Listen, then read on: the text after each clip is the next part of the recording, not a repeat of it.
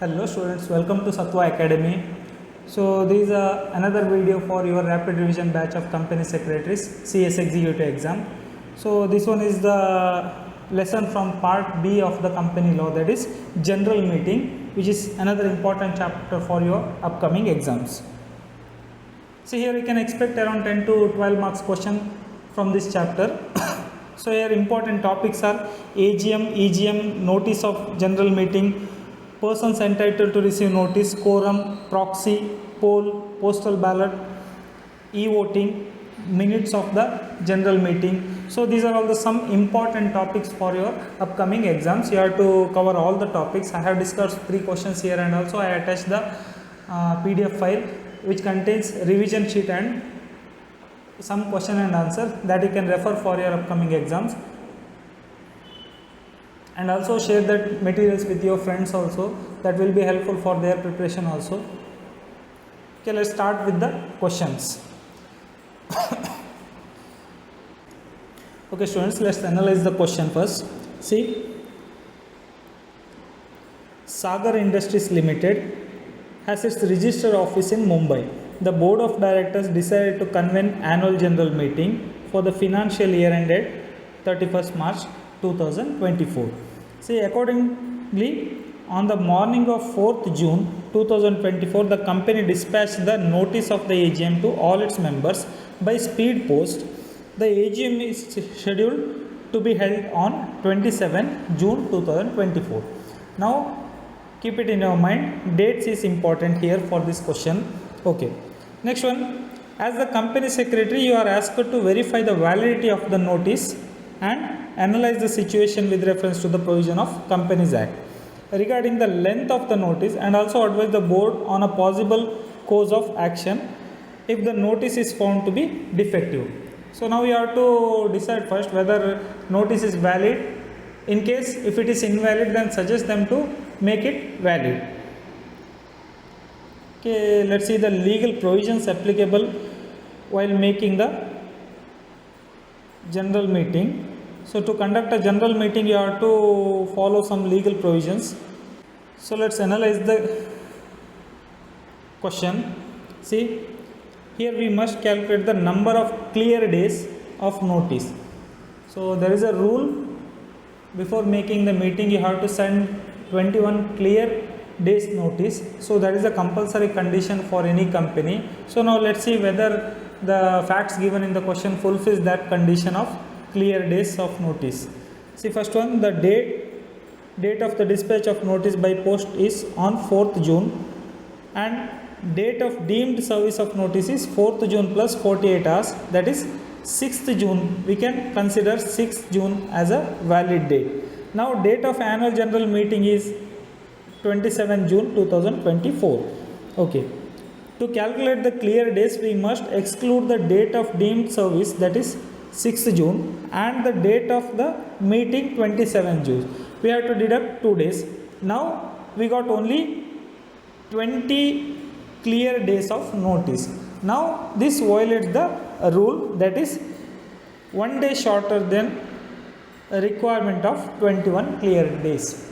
See, as I said, whenever a company wants to make a AGM, then they have to send 21 days clear notice to all the shareholders. So that condition is violated here. Okay, let's see the applicable legal provisions. So now see here, according to the legal provision, so section 101 of the Companies Act, a general meeting of a company may be called by giving not less than 21 days notice, and the term clear days implies the date on which the notice is served and the date of meeting are both excluded from the calculation. And when a notice is sent by post, it is deemed to have been served at the expiration of 48 hours after the letter containing it is posted. And a meeting can be called on a shorter notice if consent is given by the 95% of members entitled to vote at the meeting. See here, the first condition is you have to send 21 days prior notice to shareholders. In case of any emergency, you can conduct a conduct a meeting by issuing the shorter notice. But for that, you have to get the 95% shareholders consent. So that is the requirement here. Okay. So according to the analysis, we found that there is a shorter notice, means only we had 20 clear days notice. See, according to our analysis here, company send a 20 clear days notice, so that now the condition is company should get the consent from the 95% of the shareholders. That is the requirement here. So let's see the conclusion part. So this is the conclusion here.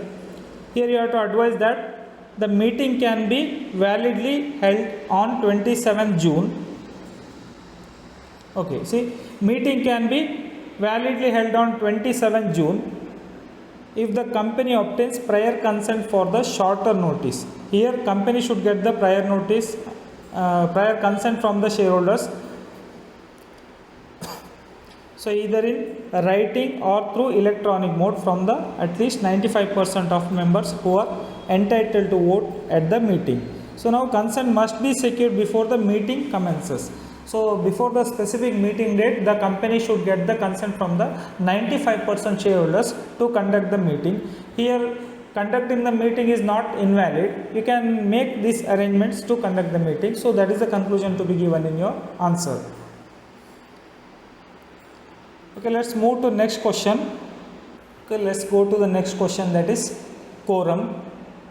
So what is the quorum? Quorum is nothing but the minimum number of members required in a meeting to constitute a valid meeting. So in a company form of business, the meeting is compulsory aspects.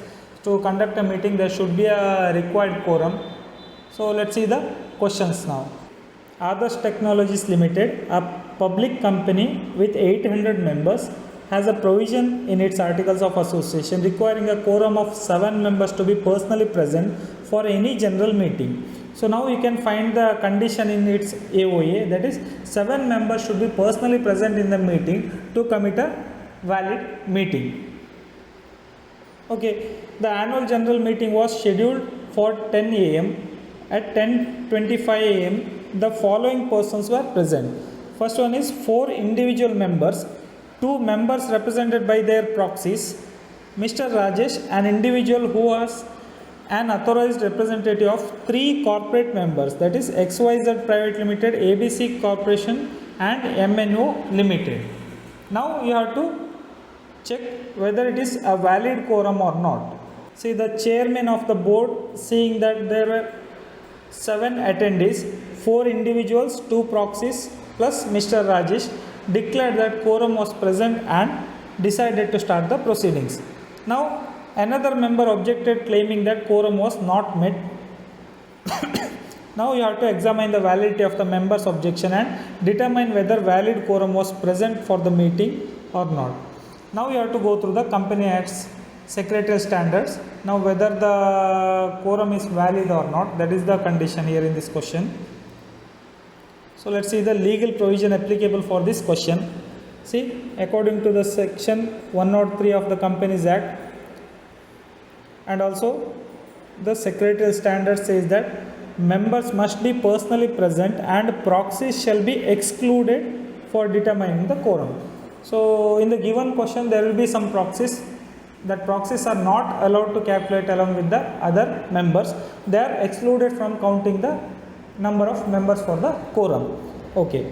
Next, an authorized representative of the body corporate appointed under section 113 is deemed to be a member personally present.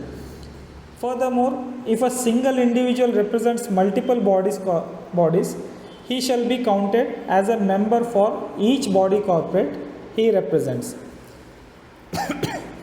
And next point is Secretarial Standard 2 also mandates that to constitute a meeting, at least 2 individuals must be present in person. Okay. Now, regarding the representation of a body corporate, if a single member represents multiple body corporates, he is calculated individually for different body corporates. That is the condition in case of quorum. Okay. Let's analyze the question now. See, now we have to calculate the quorum. First one, individual members. So there are 4 individual members.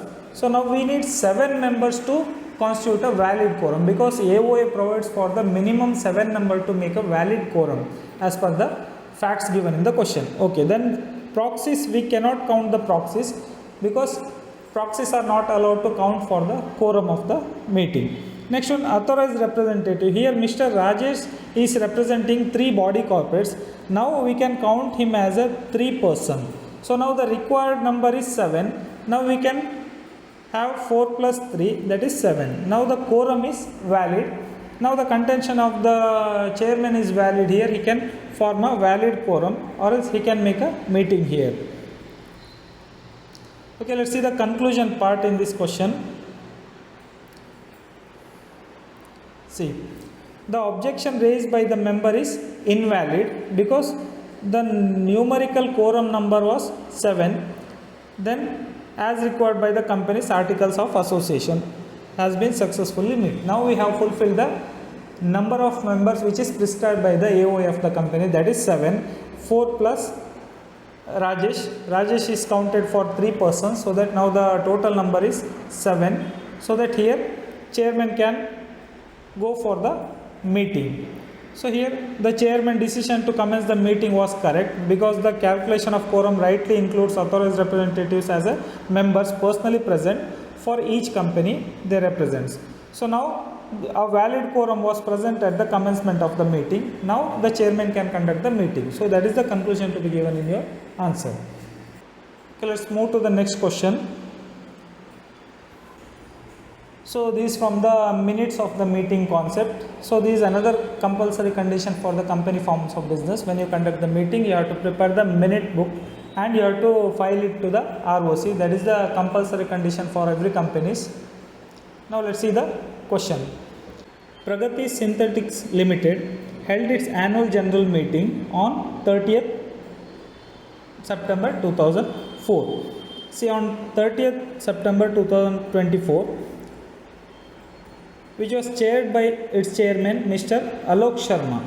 The draft minute of the meeting were prepared and ready for signing by October 20, 2024.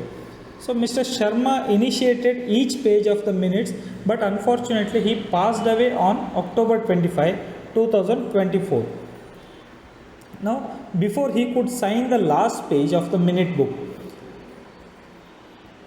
now the board of directors is now of the opinion that the chairman of the next board meeting can sign the AGM minutes. So now the director's decision is that chairman of the next board meeting can sign the minute. So now as a company secretary, you need to advise them whether the decision taken by the board member was right or they have to make any other arrangements. Okay, let's see the applicable legal provisions. So let's see what company law says about this situation. See, according to the section 118,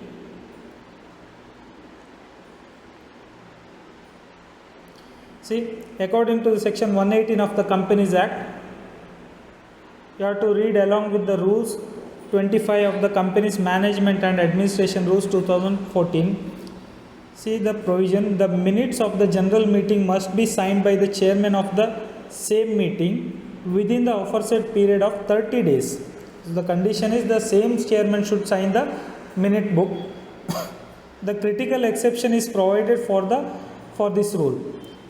In the event of the death or inability of the chairman within that period, a director duly authorized by the board for the purpose shall sign the minute. So there is a provision in case any death of the chairman, then any appointed director for the purpose can sign the document, but within the prescribed date they have to sign the document. That is the legal provision. So let's analyze the situation of this question. Okay, see, in the given situation, the minutes were prepared within 30 days time frame. The board's opinion is that chairman of the next board meeting can sign the AGM minutes is incorrect. So next meeting's chairman is not valid. Now let's see, the provision is applicable for the signing of board meeting, not for general meeting minutes, which have stricter signing requirements. Since the chairman of the AGM, Mr. Alok Sharma, has passed away within 30 days of signing period, the specific exception provided in the Act triggered. Now, the correct procedure is for the board of directors to immediately pass the resolution to authorize another director to sign the minutes. This action must be completed before the expiry of 30 days period, which ends on October 30th.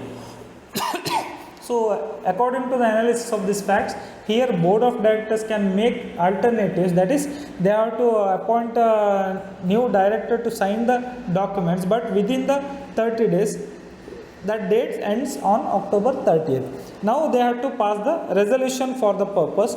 So this will be the correct procedure, and the next meeting's chairman is not allowed to sign the current minutes of the meeting. So that is the provision that you have to give the conclusion in your conclusion part. See the conclusion part. So here the board must immediately pass the resolution to authorize another director to sign the final page of the AGM minute to ensure the compliances. So this one is the provision. See, if you fail to do that, then there is a condition, that is, company is liable to pay 20,000 fine, and also the every officer of the company who is in default would be liable to pay penalty of 5,000 rupees. So there is a two penalty. One is for company, that is 25,000 rupees per company, and for every director who is responsible for these acts, they should pay 5,000 rupees penalty. So that is a provision in case of failure to meet the compliances. So this is all about the important topics of the general meeting. So these are some important topics of the general meeting. If you like the video, please do share it with the needy students. Thank you, students.